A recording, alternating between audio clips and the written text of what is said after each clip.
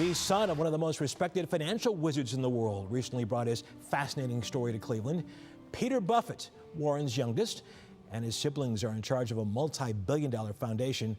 My partner, Sarah Schuckman, spoke with Peter about his journey that spans the worlds of money and music. I joke about the fact that when you have a billion-dollar foundation, you're better looking and you're funnier and you get invited everywhere.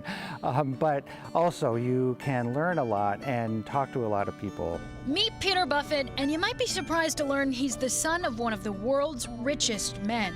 People would meet me and say, "You're Warren Buffett's son, you're so normal." That's nice to say, but that's too bad because the projections that society will put on me based on who my father is, I get that and it's understandable, but I knew how not true it was. Peter shared his unique story with us earlier this month while in town to help launch Akron Community Foundation's new Center for Family Philanthropy with his A Concert and Conversation.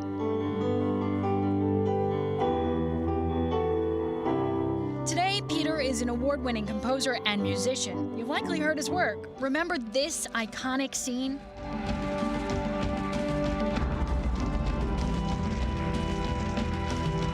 He has lived most of his life without the baggage of the Buffett name or legacy and far from the world of finance. My dad didn't really become sort of a household name until the last maybe 15 years or so. In fact, his Omaha childhood was quite normal.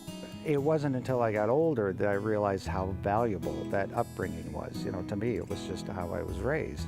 Went to public school, had the same English teacher my mother had, so it was very rooted in community. And a lot of people can probably associate with some of those feelings or an upbringing like that. Yeah, and especially a town like this. You know, Akron has that solid community feeling, and that's what I try and reinforce everywhere I go. Community is the priority for Buffett now, since life took a sharp turn 13 years ago when his dad decided he was giving it all away.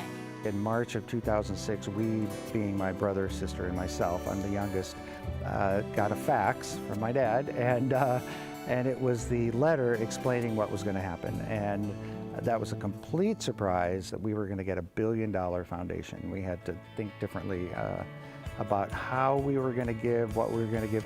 Today, Peter and his wife head up the Novo Foundation, dedicated to helping women and girls and indigenous communities around the globe. And it's critical to have trusted and knowledgeable people to advise and go deep with your interests. It's that idea of responsible philanthropy that ties his work so closely with the work of the Akron Community Foundation.